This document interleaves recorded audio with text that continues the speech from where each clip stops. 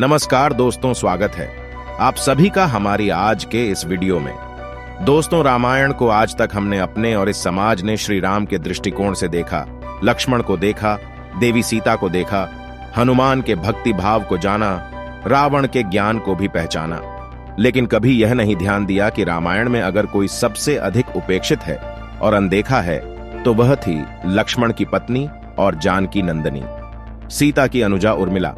दक्षिण भारत की राम कथा के अनुसार जब भगवान राम को वनवास मिला तो भगवान राम, माता सीता और लक्ष्मण वनवास की ओर जाने लगे तो उर्मिला ने भी साथ जाने के लिए कहा, लेकिन लक्ष्मण ने उन्हें अयोध्या में रहने का ही आदेश दे दिया। दोस्तों, राजा जनक की असीम सुंदरी कन्या और महाराज दशरथ की पुत्र वधु देवी उर्मिला माता सीता की ही छोटी बहन थी। उनका विवाह भगवान राम के अनुज लक्ष्मण के साथ हुआ था।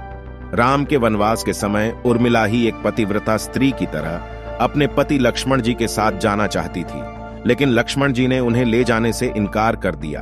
उर्मिला ने बहुत मिन्नतें की, वह अपने पति की सेवा करना चाहती थी, पति के हर दुख सुख की साथी बनना चाहती थी, पर लक्ष्मण जी ने कर्तव्य और धर्म की दुहाई देकर देवी उर्मिला को बन जाने से रोक दिया। लक्ष्मण के मुताबिक मैं अपने भ्राता राम और भाभी सीता की सेवा करने के लिए जा रहा हूँ, मैं नहीं चाहता कि सेवा में कोई भी कमी रह जाए। कुछ इस तरह के उनके वचन थे। दोस्तों, आज के वीडियो में हम लोग यह जानने का प्रयास करेंगे कि राम और लक्ष्मण सीता जब तीनों लोग वनवास चले गए तब उर्मिला ने 14 वर्ष तक क्या किया। चलिए दोस्तों, जानते हैं। पुरानी मान्यताओं के अनुसार यूं तो शेषनाग के कई अवतारों का उल्लेख आपको मिल जाएगा, जिनमें राम के भाई लक्ष्मण और श्री कृष्ण के भाई बलराम मुख्य पात्र हैं। रामायण के अनुसार राजा दशरथ के तीसरे पुत्र थे लक्ष्मण। उनकी माता का नाम सुमित्रा था। लक्ष्मण के लिए राम ही माता पिता, गुरु भाई सब कुछ थे और उनकी आज्ञा का पालन ही इनका मुख्य धर्म था। उनके साथ सदा छाया की तरह रहते थे। भगवान श्री राम के प्रति किसी के भी अपमान सूचक शब्द को यह कभी भी बर्दाश्त नहीं कर सकते थे। वास्तव में लक्ष्मण का वनवास राम के वनवास से भी अधिक महान है। 14 वर्ष पत्नी से दूर रहकर उन्होंने केवल राम की सेवा को ही अपने जीवन का उद्देश्य बनाया था। वाल्मीकि रामायण के अनुसार उर्मिला जानकी नंदन सीता की छोटी बहन थी और सीता के विवाह के समय दशरथ और सुमित्रा के पुत्र लक्ष्मण को वह ब्याही गई थी। जब राम और सीता के साथ लक्ष्मण जी वनवास को जाने लगे तब पत्नी उर्मिला ने भी उनके साथ जाने की जिद की, परंतु लक्ष्मण ने यह कहकर उनको मना कर दिया कि अयोध्या के राज्य को और माताओं को उनकी आवश्यकता है। उर्मिला के लिए यह बहुत ही कठिन समय था। ऐसे में जब वह नववधू थी और उनके दाम्पत्य जीवन की तो शुरुआत अभी ही हुई थी। लक्ष्मण के वनवास जाने के बाद उर्मिला के पिता अयोध्या आए और उर्मिला को मायके चलने का अनुरोध करने लगे ताकि मां और सखियों के साथ उनका मन लगा रहे और पति वियोग का उनका दुख कम हो सके। परंतु उर्मिला ने अपने मायके मिथिला जाने से इनकार करते हुए कहा कि पति की आज्ञा के अनुसार पति के परिजनों के साथ रहना और दुख में उनका साथ न छोड़ना ही सबसे बड़ा उसका धर्म है। यह उर्मिला का अखंड पतिव्रता धर्म था। जब लक्ष्मण जा रहे थे तब इस सबसे विकट क्षण में ही उर्मिला आंसू बहा सकी, क्योंकि उनके पति लक्ष्मण ने उनसे एक और वचन लिया था कि वह कभी आंसू न बहाएं, क्योंकि अगर वह अपने दुख में डूबी रहेंगी तो परिजनों का ख्याल नहीं रख पाएंगी। लेकिन दोस्तों, यहां पर सवाल यह उठता है कि लक्ष्मण अपनी पत्नी उर्मिला से 14 वर्ष तक दूर रहे तो उर्मिला ने इस दौरान क्या किया।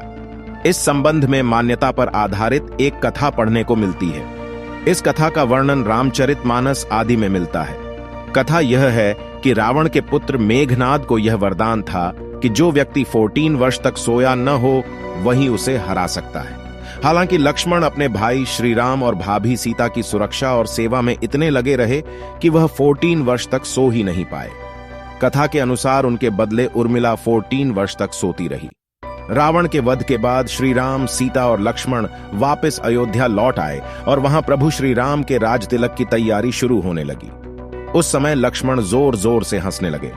तब लक्ष्मण जी से इस हंसी का कारण पूछा गया तो उन्होंने जो कहा कि सारी उम्र उन्होंने इस घड़ी का इंतजार किया था कि मैं श्री राम का राज तिलक होते हुए देख सकूंगा। लेकिन अब उन्हें निद्रा देवी को दिया गया वचन भी पूरा करना होगा जो उन्होंने वनवास जाने के पहले ही दिया था।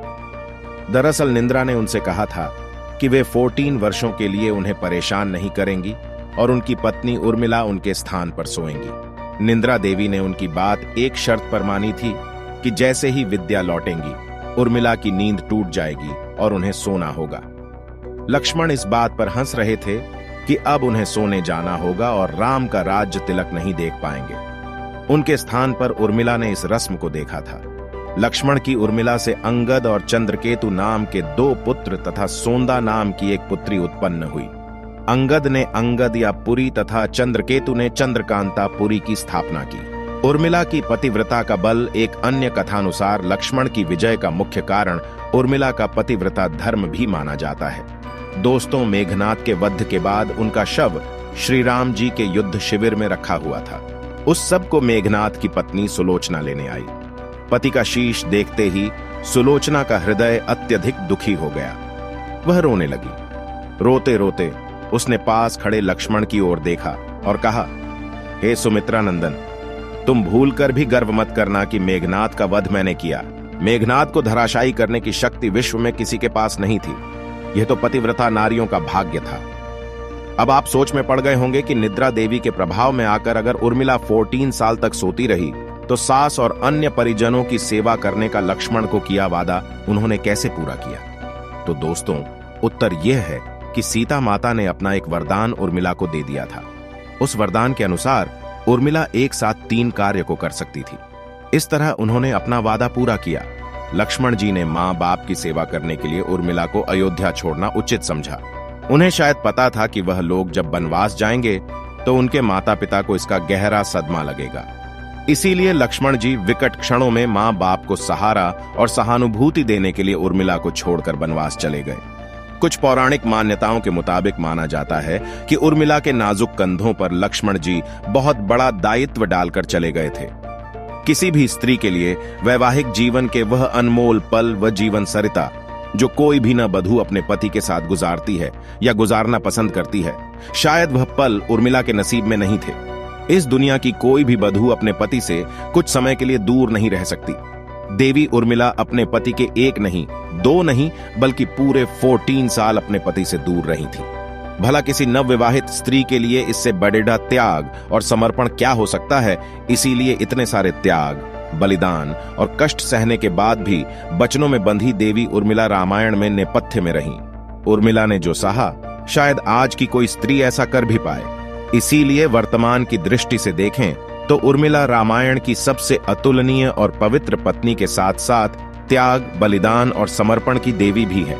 आज की पीढ़ी के लिए उर्मिला का व्यक्तित्व सबसे ज्यादा सम्मानीय और पूजनीय होना चाहिए। तो दोस्तों, आज के इस वीडियो में दी गई जानकारी आपको कैसी लगी और आप क्या कहना चाहेंगे उर्मिला के किरदार के बारे में? अपनी राय दोस्तों कमेंट बॉक्स में नीचे लिखना बिल्कुल भी ना भूलें। साथ ही अगर आपको हमारी आज की वीडियो अच्छी लगी हो तो इस वीडियो को लाइक जरूर करें और अपने दोस्तों के साथ ज्यादा से ज्यादा शेयर करें। अगर आपने हमारे चैनल को अभी तक सब्सक्राइब नहीं किया है तो उसे भी सब्सक्राइब कर लीजिए।